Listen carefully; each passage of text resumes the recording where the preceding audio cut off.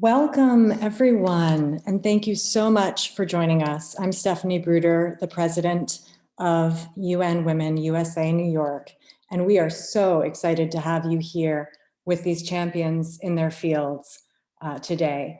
On behalf of UN Women USA New York, I want to thank VanAdams, Ibtihaj Muhammad, and Katrina Adams for speaking with us in support of gender equality around the world. And thank you to board members, Marietta Daniels and Fazila Rashid, for their significant contributions to this event, and Program Chair Kelly Thorgrimson and Marketing Chair Misha Williams-Bertels for bringing this event together. Thanks to all of you who opted to donate today. You are entered to win a copy of Katrina Adams' new book, Own the Arena, Getting Ahead, Making a Difference, and Succeeding as the Only One. If you've not yet donated and are inspired to do so, you can still make a big difference and join the raffle, which I will draw after the conversation by using the text to donate information on the screen or in your chat. So I'd like to share a very short video that tells beautifully why sport is so important to UN women in their work for gender equality around the world.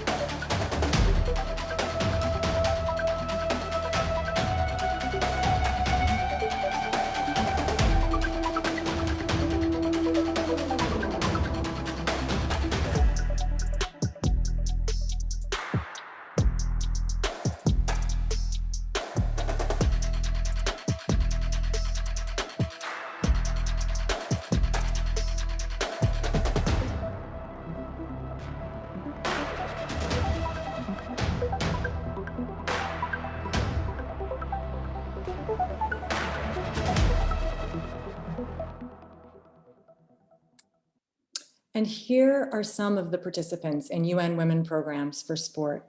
These girls are led by a rugby coach in Fiji for the Get Into Rugby Plus program. And she says that the program has changed her and made her a confident woman. She says, we teach children lifelong skills, all based around the values of rugby, like integrity and respect.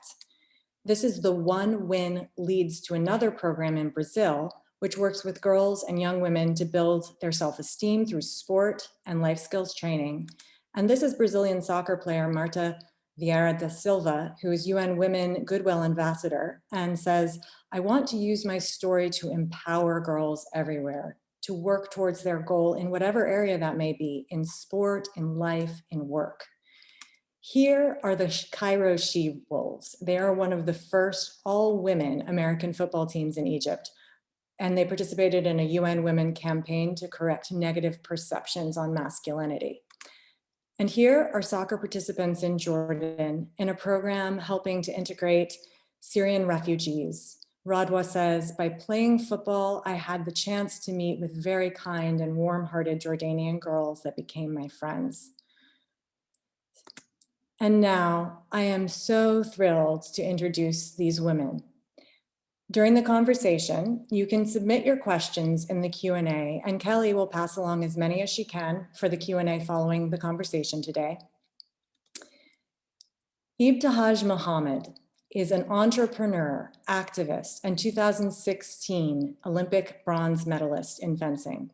She's a 5-time senior world medalist and world champion who became the first American woman to compete in the Olympics in hijab. Ibtihaj was a 3-time All-American at Duke, where she graduated with a dual major in international relations and African studies. Her clothing company, Luella, aims to bring modest, fashionable, and affordable clothing to the US. Mattel's first hijabi Barbie was modeled in Ibtihaj's likeness as part of Barbie's Shiro line of dolls. She's the author of the memoir, Proud, My Fight for an Unlikely American Dream. And her children's picture book, The Proudest Blue, A Story of Hijab and Family, became a New York Times bestseller. Ibtihaj is a sports ambassador with the US Department of State's Empowering Women and Girls Through Sport initiative and works closely with organizations like Athletes for Impact and the Special Olympics. She's on Time Magazine's 100 Most Influential list and is a leading figure in the global discussion on equality and the importance of sport. Her voice unites within sports and beyond. Katrina Adams is resoundingly a woman of many firsts.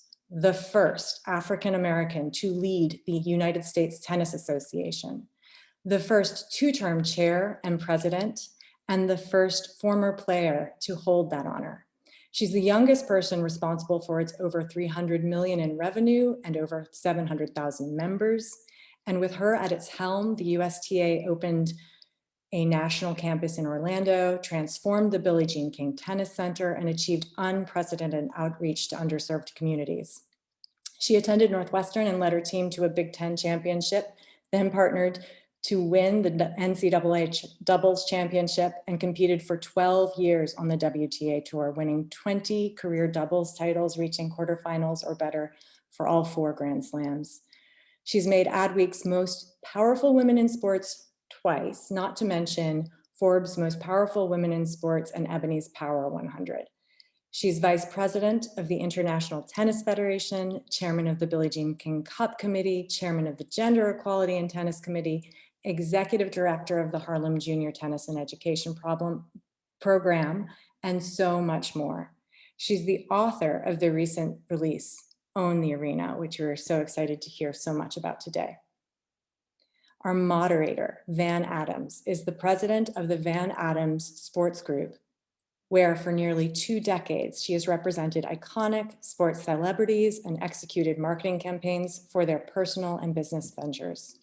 Van has produced live events for athletes and corporate clients in Super Bowl, MLB, and NBA All-Star cities.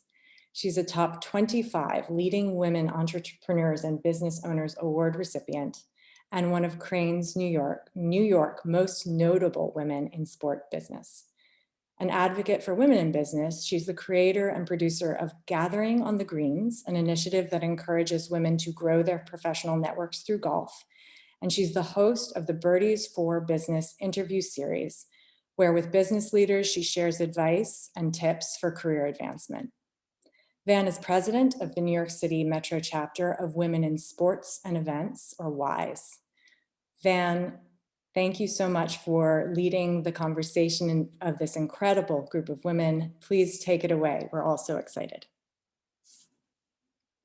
Here we are. Thank you. Hello and welcome. Thank you so much, Stephanie. It's so great to be here today to talk about this very important conversation. As we know, the UN strives for gender equality and teaches teamwork, self-reliance, resilience, and confidence. And no better 2 people can be joining in the conversation today than the 2 women that you all are seeing on your screen, Katrina Adams and Ibtihaj Muhammad. Thank you so much for being here, ladies. Let's get right into the conversation. Let's start to talk about, as Stephanie was introducing you, I heard a lot of first. Let's talk about what it means to be the first and excelling in what you do. Katrina, I'll start with you. First of all, I'm honored to be here today. Thank you so much for including me in this ever so important conversation, and to be here at Ibtihaj as well. I mean, it's an honor and a privilege. You know, being the first has a lot of responsibility to it. I don't think you realize that you're the first when you're accomplishing things, because for me, it wasn't my goal to be the first of this or the first of that. But as time progressed and successes started to happen, then history started to speak for itself and me being the first. But with that comes responsibility, it comes accountability, and hopefully I have upheld that standard to the highest degree so that there will be opportunities for others to come behind me. So when you're talking about the USTA, I'm sure down the road there will be other people of color, African Americans, to take the helm of the USTA. I was the 4th woman, so I wasn't the first in that. And then my successor immediate successor was also a professional athlete and actually a little more successful than I was. So it's just an honor to be here and to be able to share these stories. Yes. And Ibtihaj, what about you? Well, I also would like to just thank you and women for having me today. And when I think about being the first, it honestly like can be a bit frustrating because it's like, wow, it took that long for us to, arrive at this moment. But my story is a little bit different in that I realized that the field was not as diverse as I would like it to be. And it was a goal of mine to become, just that person who would change the way young kids saw themselves in the sport of fencing.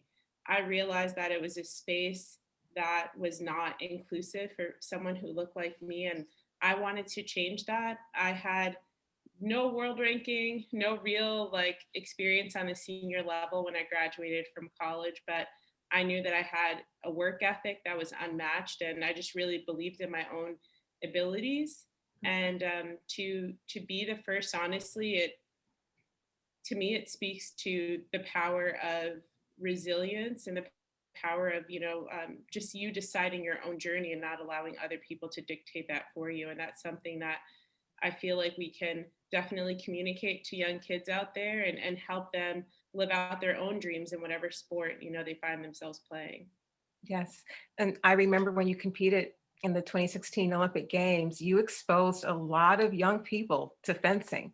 I think before they saw you, they're like, what is that sport? Like, and she's really good, right? And I think that's something that we need more of. We need to be able to see ourselves reflected in things that we perhaps didn't grow up with, to have that exposure. And so let's talk a little bit about your journey and that exposure. Who were some of the people that you look to for your strength to keep going, as you were making strides at, becoming the first? I talk very candidly about my experiences in professional sport and some of the obstacles that I faced, not only as a Black athlete, but also as an athlete who, was very visibly Muslim and wore hijab. And for me, I realized that as difficult as those moments are, when I thought about some of my, the athletes that I really looked up to, not just as a professional athlete but also as like a small kid. I always remember reading stories about Muhammad Ali and thinking how difficult his journey was and those challenges that he faced. They far surpassed anything that I've experienced, in my time. So for me, it as hard as those moments were, I knew that things could always be harder. And I just really learned to focus on my own happiness, as cheesy as that may sound, and things that I could control, and really just trying to find out how good I could be. And I had some really great mentors along the way. I feel like my parents, specifically my mom, just was so supportive. I mean, when we think about how much money we pour into college and to this degree, and to tell my parents, I am not going to graduate school. I'm abandoning the plan, and I'm going to, try to compete in professional sport, a sport that doesn't have a ton of spectators, just definitely doesn't have the same financial support as others. But I definitely had a lot of support through a nonprofit and through my parents. Yes. And Katrina, let's talk a little bit about the support you need to compete, right? Tennis, there are not a lot of Black and minority kids playing tennis, but you started at an early age and were really good at it. Talk about the support system needed coming from your family and community for you to push forward. I will, but I'll first comment to Ibtihaj and say that I was there in Rio watching you. So you did have a spectator in the crowd there. But for me in tennis, I didn't really know that tennis wasn't a Black sport when I started. I started in an all Black program in the neighborhood. I had a Black coach. I went to another Black program, and my first tournament was a Black tournament at the ATA Nationals. And so I stumbled on the sport. It wasn't that my parents were looking to get me in a sport. It happened to be the summer activity for that particular year. And so when I got into it, I loved it from the start. And I was fortunate to have parents who really wanted me to be happy and supported me every step of the way. They didn't play tennis, they didn't know much about tennis. And I think that was to my advantage because they really allowed me to fall in love with the sport and to want to play and not be pushed by my parents. It's a sport that once you start to compete, outside of your city limits, it can become expensive because of travel. It's traveling out into really just the metropolitan area of the city and then to other states and then, across the country as a whole. And I had the support of my parents, but it was really the village that surrounded them that supported me even more because financially, my parents were teachers and, middle class, and tennis started to creep up as far as the expense is concerned. So having parents that really supported me and like Itahib, they were teachers, right? I left college after my sophomore year on a full ride at Northwestern. So they weren't too happy about that, having put me in a position to earn that scholarship to get a great education. But they supported my dreams. They believed in my ability. And I'm very grateful to this day for that. Mhm. It sounds like, the both of you have had such a rich experience along your journey. What about your legacy? What bold moves did you intentionally make? Or looking back, do you realize you leaped out there and you did something maybe on a gut instinct or a leap of faith that you can now say that was a pretty bold move and you're pretty glad you did it? When I look at the challenges that existed or that still exist for people of color to exist in sport of fencing, similar to what Miss Adams has said, when we look at the just disparity in the sport, a lot of it has to do with access. When we start traveling, the fees do creep up. Fencing is one of the top 5 most expensive Olympic sports. It's about $25,000 just to compete a year, and it prices families out. I also, I'm the child of an educator, my dad a police officer, so it was a stretch for my parents to put me through the sport of fencing. But when I think about all those different moments where I could have quit, right? I could have stopped. But that never, like, it just never crossed my mind. I honestly just believed that I could be great. I know that it was just such a far off notion for other people. Like, people were constantly telling me that I didn't have the experience, I didn't have the skill set. As Black athletes, we're often told that the only thing we bring to the table is strength, and we don't have the ability to think tactically in sport. That was something that was very common for us to hear as Black athletes in fencing. But there's something so, like, this important piece of the puzzle I feel like you have to have in order to be successful as a professional athlete, and it's mental. It's you, really showing up for yourself and learning to believe in yourself. Yeah, I totally agree. The confidence that it takes to believe in yourself. So let's pivot the conversation just so slightly and talk about some of those barriers. We know that Title IX is intended to break down barriers, level the playing field with student athletes. But something else that Title IX did for many athletes was it gave them an education they may not have otherwise achieved. And so now we see these athletes, particularly the women, in positions of decision-making authority. I believe Ernst and Young had a research report out that said student athletes, female student athletes, make up like 92% of the C-suite executives. And I think we have a slide from the UN about some of the disparities in terms of gender pay um, in workplace equality, as we have it there on the screen. So I want to talk a little bit about the barriers that we experience, student athletes, Black women athletes. There it is. Depending on the country, context, and sport, a man can be a billionaire and a woman in the same discipline cannot even get the minimum salary. There's still huge disparity with gender in pay. What do you think it's going to take to more evenly level that playing field?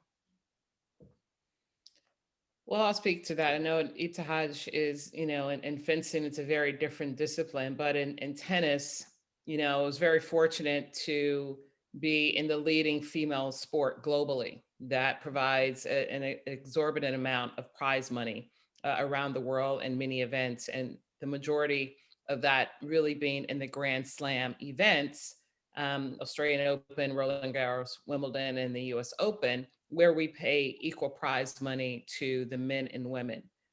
However, when you look at the tours, from the ATP tour from the men's side and the WTA from the women's side, there is a gap on the same level events.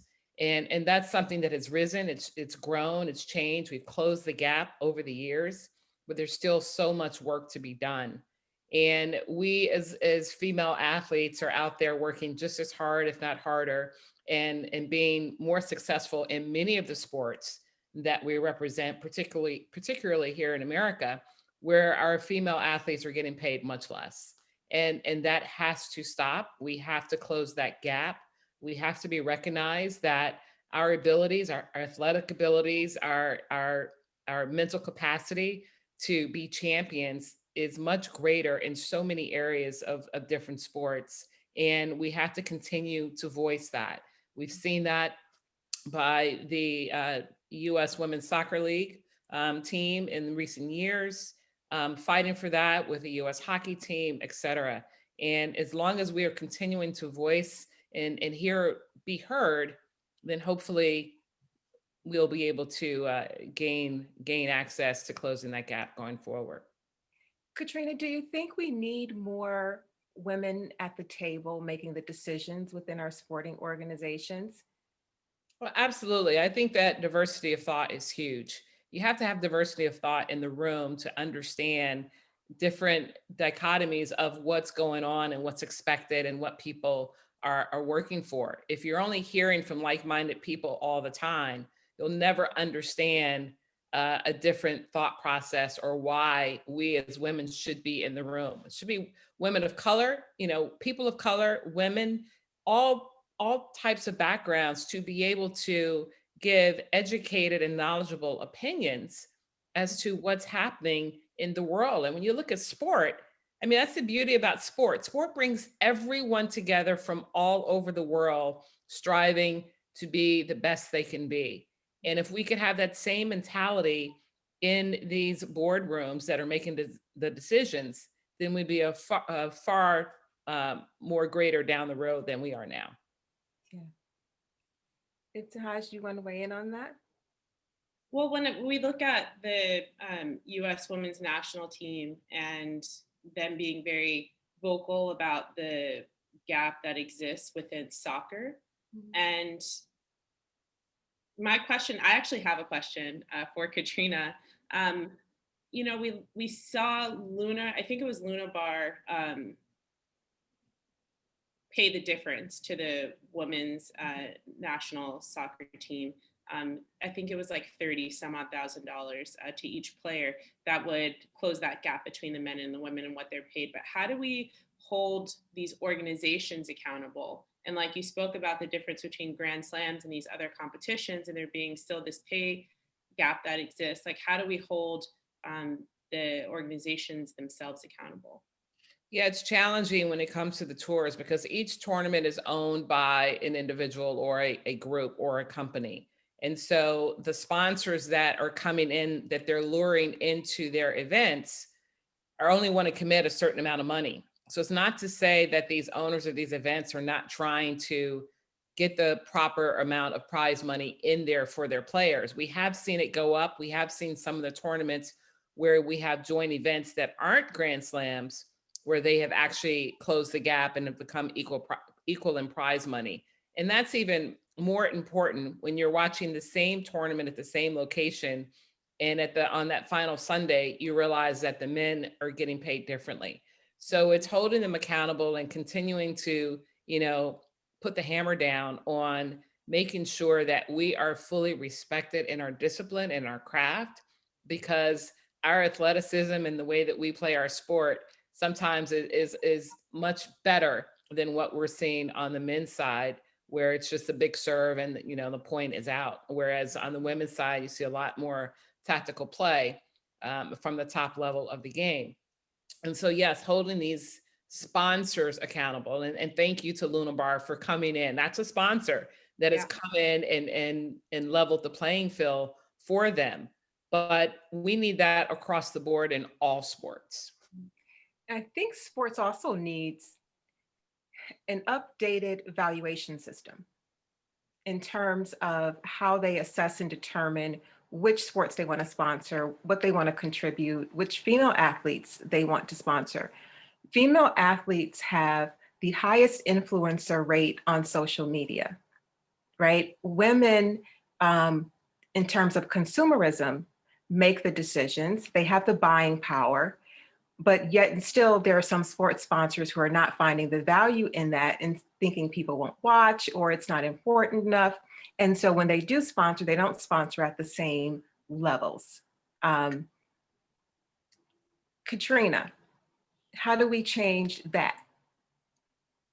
Well, it's a little bit like what I just said. I mean, when you look at our leaders in women's tennis, Serena Williams, the greatest player of all time, we have just begun to see commercials outside of the Grand Slams of Serena on a lot of different products.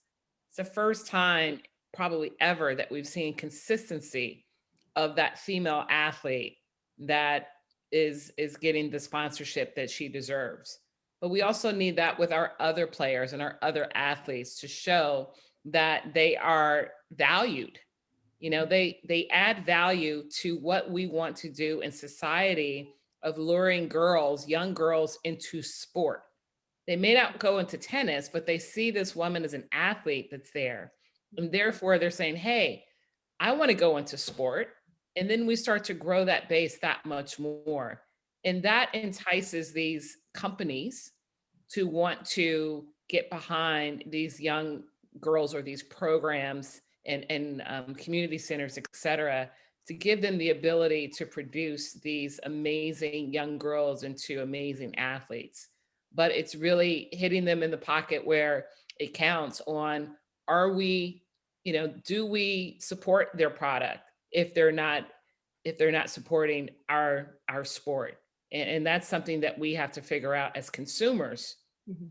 And doing our research and saying, what are the companies, who are the companies that are really investing in women in sport and girls in sport? Those are the companies that we want to get behind and put our money behind, because these companies over here, they haven't put anything in our sport. And so that's where we can start to hurt them by not supporting them.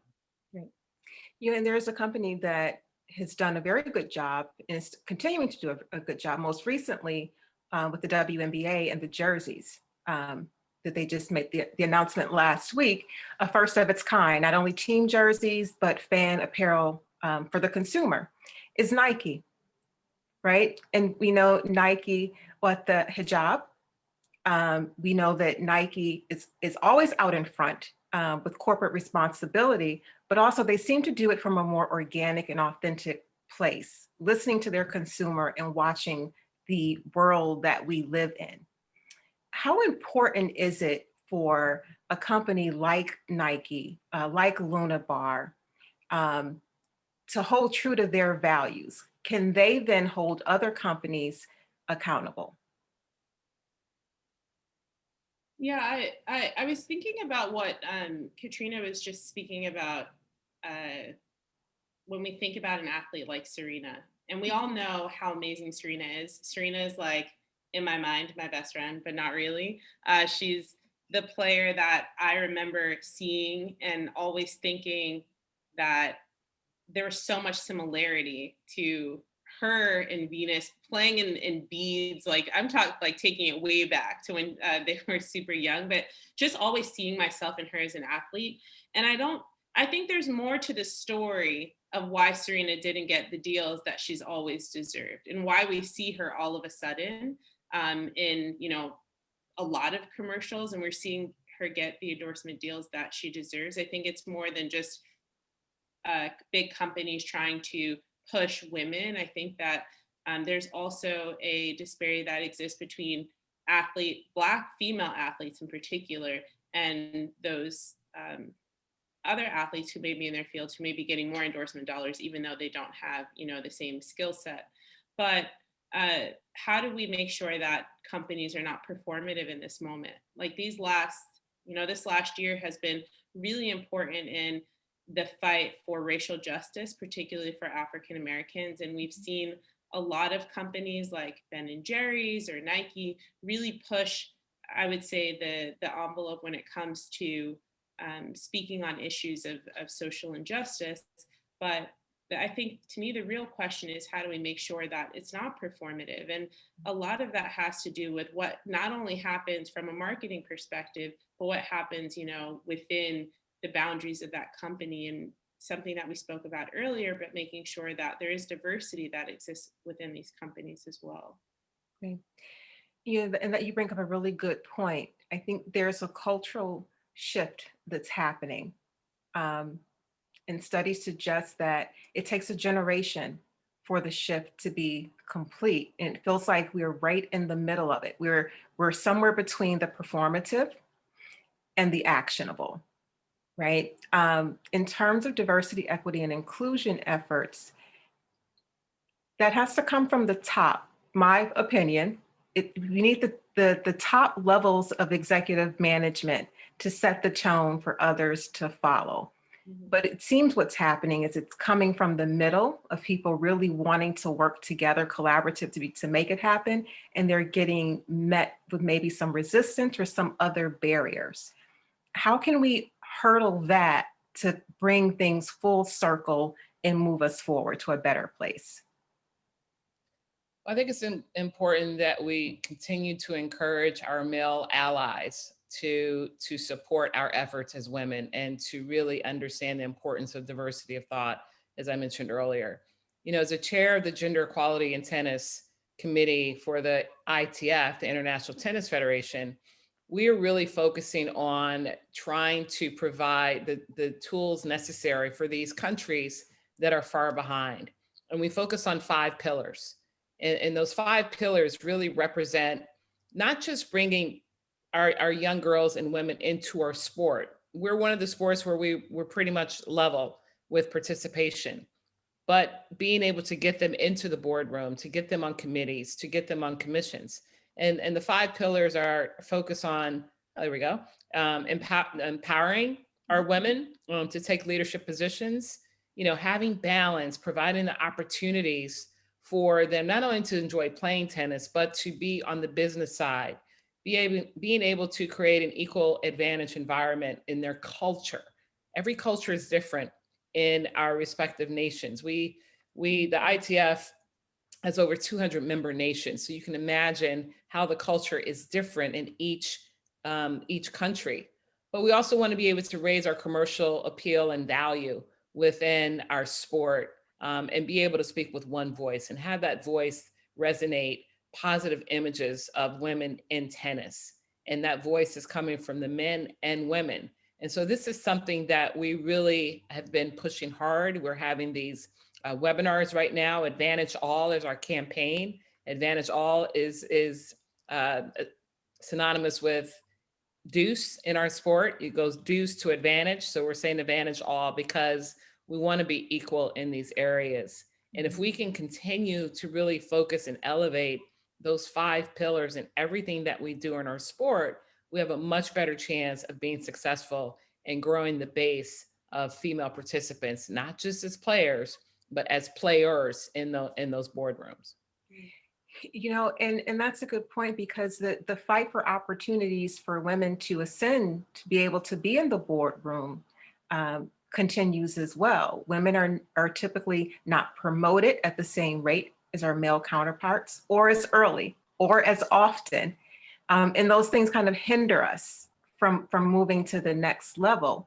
So then how do we, as players in the boardroom, how do we even get to that part if we're not given those assignments, those stretch assignments, if you will, that lead us to better positions so that we can open more doors and level the playing field and increase things like workplace in gender pay? I'll follow up and then I'll let Ibtihaj jump in, but it's really, as I mentioned earlier, we need our male allies. We need them to be able to believe in us, to be able to bring us into those situations and allow us to grow and develop and become the leaders that we ultimately will be. And then it's incumbent upon us as women to make sure that we're starting to pull other women in the room. But if we're not in the room to start, the only way we're going to get there is by our male counterpart inviting us or providing a pathway for us to get into those rooms. And then we have to just keep chipping away and keep chipping away and bringing other women along. Ibtihaj? Well, when you think about, or when you speak about male counterparts, it has, I guess, led me to think about LeBron and Russell Westbrook and just all these different, Kobe, even these different male athletes who have made an effort to show up to women's games, not just within the WNBA, but even on the collegiate level. Them wearing the WNBA sweatshirts that have really become a marker, like in this moment, especially when we look at BLM and all the traction of I would say like the social justice movement over the past few months. Mm-hmm. So it is a lot of, I think, perception that comes in and how we change the way, like, we collectively as a global community look at women's sports. And I believe that a lot of the top men's players, especially in basketball, are doing a really good job in trying to shift, I think, the conversation and how we all look at women's sports. Mm-hmm. And they've certainly have made it cool to be a girl dad, right? There was a time where the stereotype was men only wanted to have sons, but the athletes, that you mentioned, LeBron and Russell Westbrook, they've really made it cool to support women's sports. And I think they're opening that option to all the young boys as well who are watching.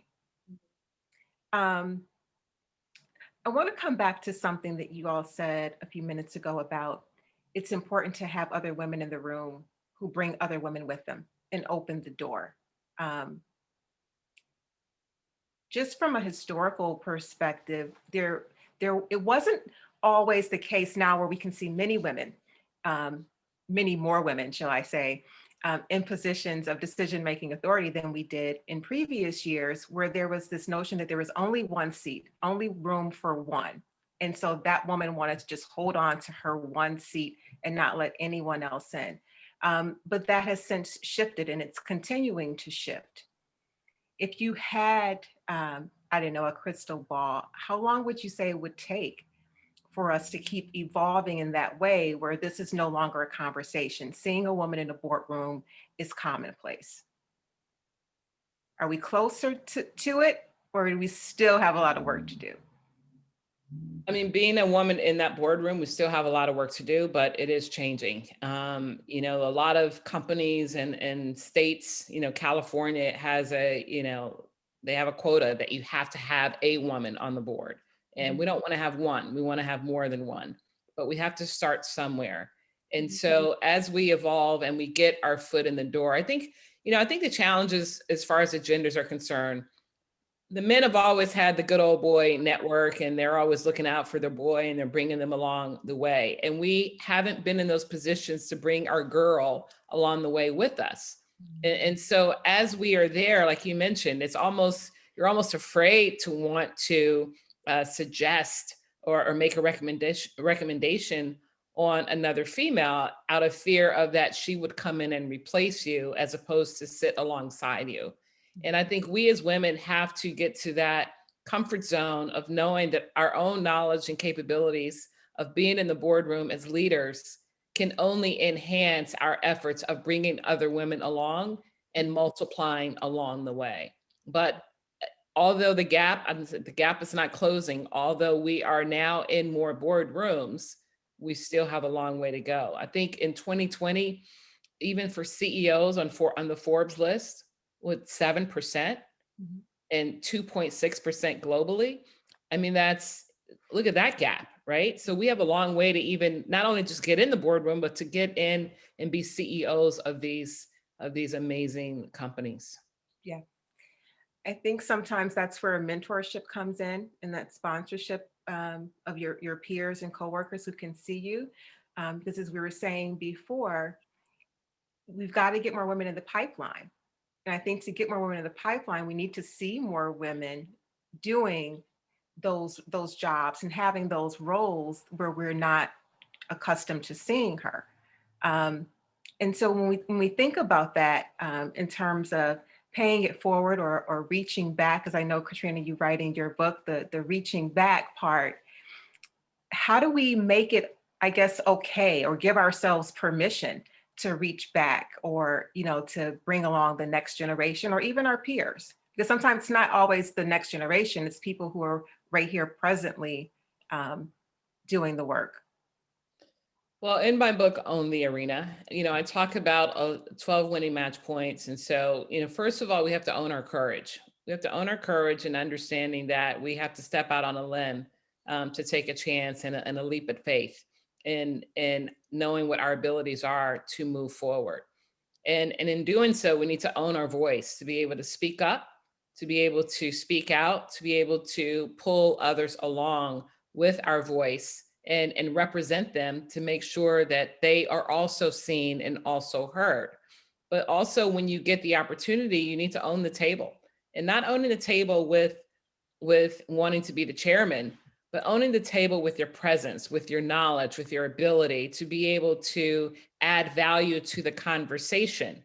Because if you can do that, you're invited to the table for a reason. So go in and be vocal and share your thoughts and your knowledge so that you can be seen and heard in the light of your male counterparts, so that there are opportunities for them to say, wow, I never looked at it that way. I had that experience being in the room as the only woman sharing a thought, and my counterpart said, wow, thank you for sharing your wisdom. I never looked at it that way. I said, of course not. You're not a woman.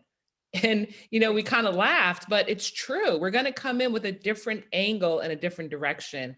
And if we can continue to do that and provide these opportunities along the way and own our own presence, then we have a better chance of succeeding in these spaces. Right, right.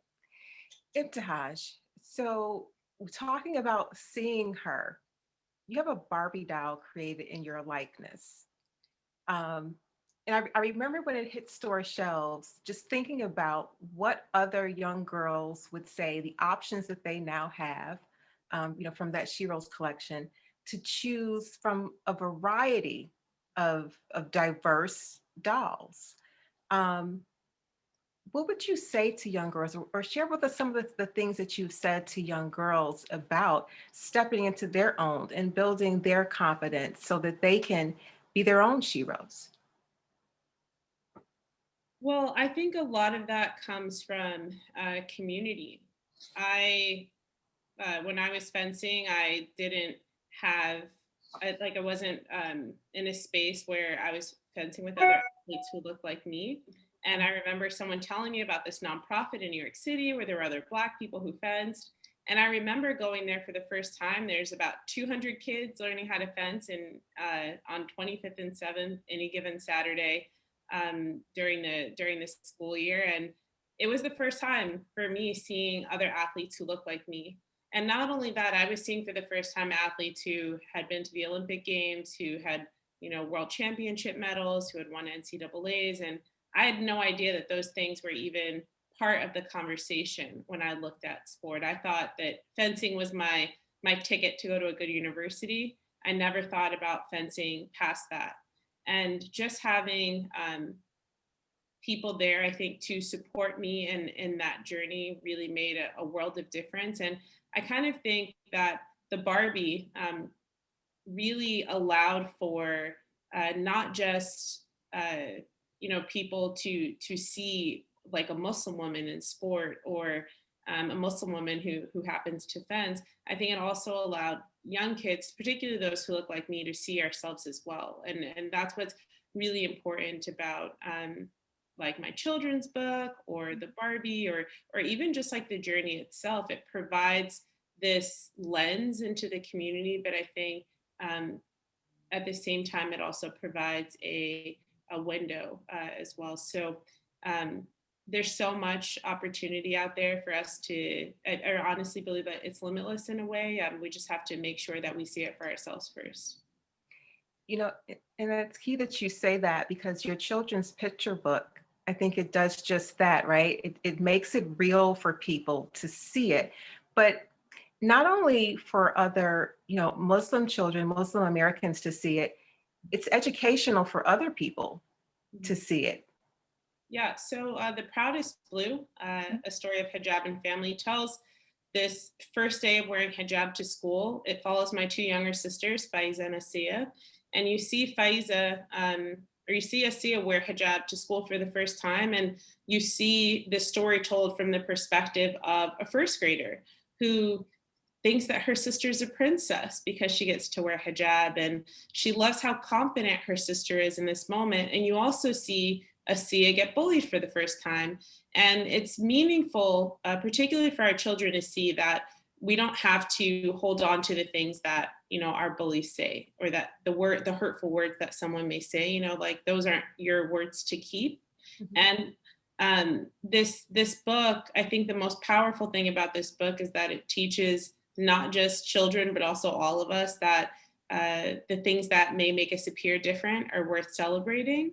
And I didn't realize the impact that a book in the children's literary world would have, even more so than, writing a memoir, for example. It just seems that that's like the bread and butter, are our children, and really trying to help them navigate this space where, somewhere down the road, things kind of collapse and are no longer equitable, especially based along these superficial lines of race, and to teach them that we should celebrate one another and appreciate one another and learn about each other's cultures, I think is really meaningful work for me. Yes, I think that you've opened the door for so many people of what's possible. Your entrepreneurism, your clothing line, you've broken barriers and you've disrupted the norm.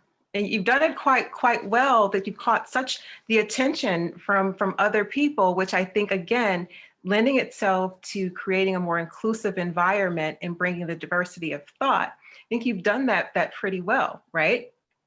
Oh, thanks. I mean, a lot of it is just wanting to change the status quo. Like you said, it's about disruption. It's wanting to see yourself in spaces. Like my clothing company was born out of a void. I didn't think anyone was making modest clothes in the United States. And I was like, oh, I'll do it.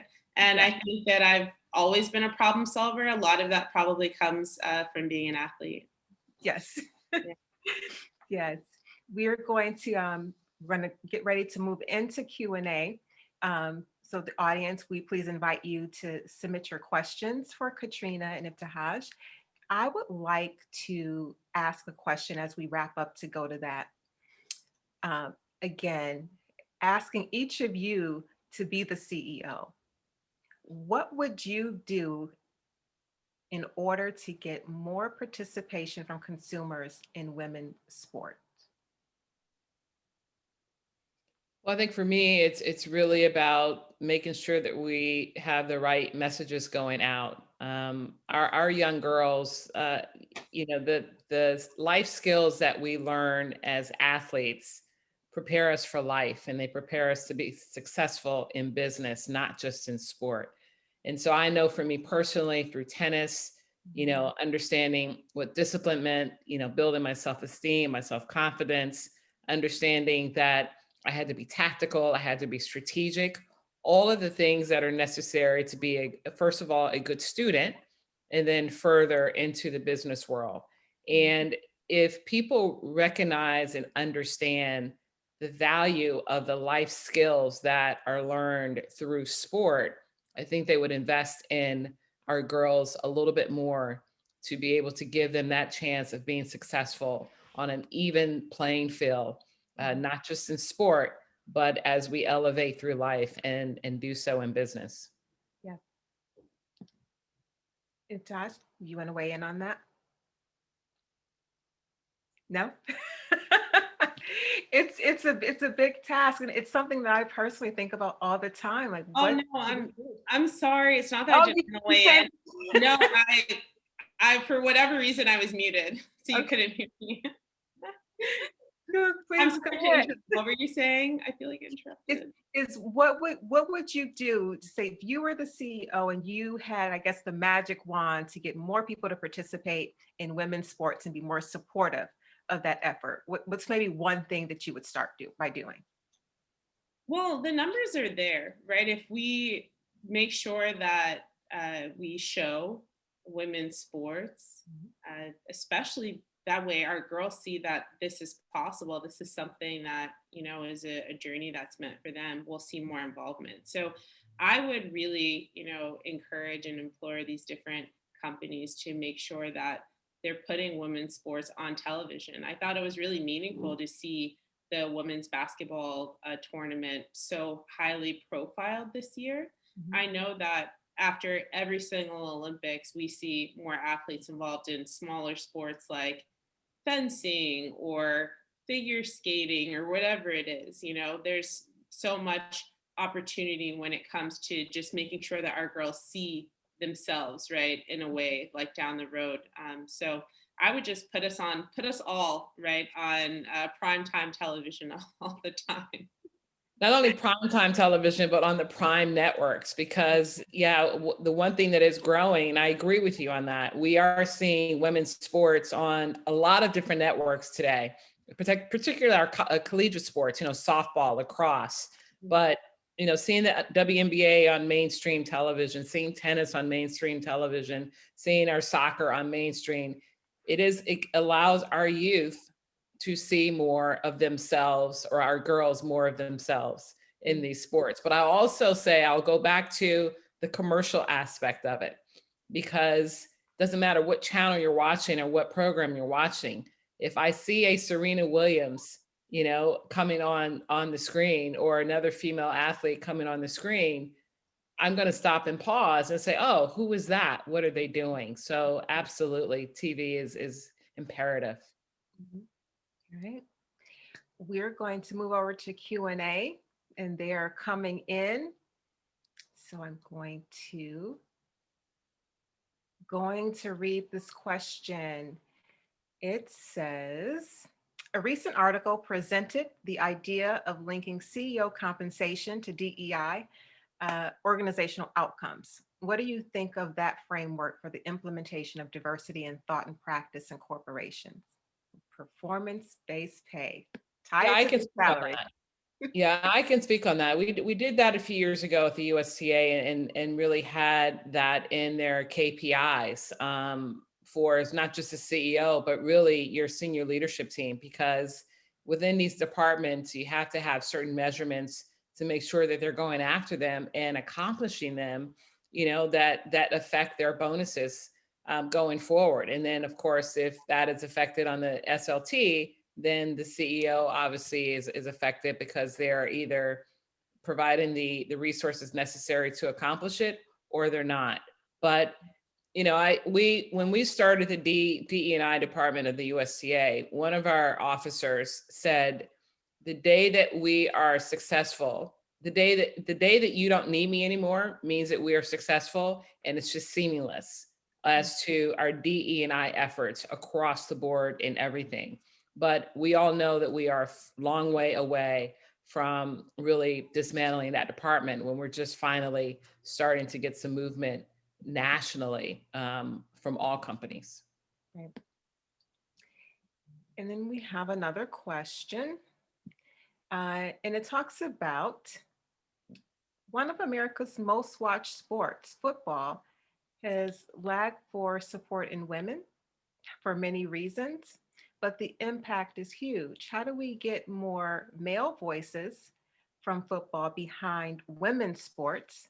And do you see any progress there? I think what this audience member is saying is football is such a dominant sport. So similar to what we've been seeing with basketball players, really supporting women's sports. How do we get more of the other men from other male dominated sports to support women's sports? I think we just saw a little bit of success from that from, the Super Bowl this year and the NFL teams that now have female coaches and on prominent teams and prominent positions.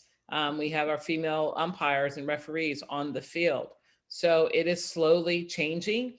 Yes, there is or was a professional women's football league, but no one knew about it. And so therefore, you don't realize the knowledge and the passion that a lot of women have for American football and to be able to coach in those leagues and be successful and also be in the business room, really making hardcore decisions as well. Mhm. I also think that when we look at diversity, equity, and inclusion, it can't be like, this cherry picking idea of some things are important, but other things aren't. And when the I don't know, the National Football League has had its, long history of issues when it comes to, in my opinion, making the right decisions with or in regards to issues of social injustice that have happened. It like we look at someone like Colin Kaepernick, who has been unemployed for so long, when he tried to raise awareness about the things that are happening, here in the United States, and then we saw over this past, NFL season, a lot of efforts to try to change and combat that image that the NFL, now all of a sudden is behind those issues. So yes, I think that the National Football League being supportive of women is great, and us seeing more female coaches, us seeing female referees for the first time in the Super Bowl. But I also think that there are other things that come with being inclusive as such a large organization, and with prior missteps. To me, it's hard to see those moments. Like, to me, I don't know if they I don't want to call them performative, but I would love to see things change, like to see real change within the NFL and the way that they respond to things that happen in our nation. And to wrap up, we have time for one more. This question comes from a former soccer player from Haiti. And he says that after soccer was banned in Haiti with their restart, things haven't progressed to the place where they should be. And following UN promoting sports for development and thinking about that progress, how would Haitian women's soccer find a way to help advance the way they should? So I guess once a sport has been banned for whatever reason, is trying to make a comeback, how do you regain your footing? Yeah, one step at a time.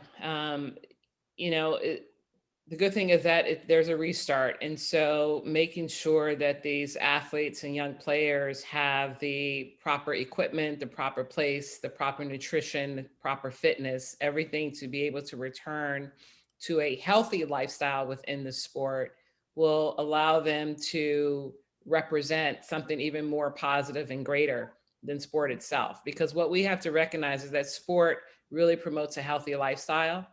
And for these young women in Haiti trying to rebound and get back into the competitive level, it's going to take time. And I don't understand, or I'm not sure what the challenges are specifically there, but it's really making sure that they can perform at their highest every single day and show that they belong in their leagues, in their sport, so that they can inspire other young girls to get into their sport as well.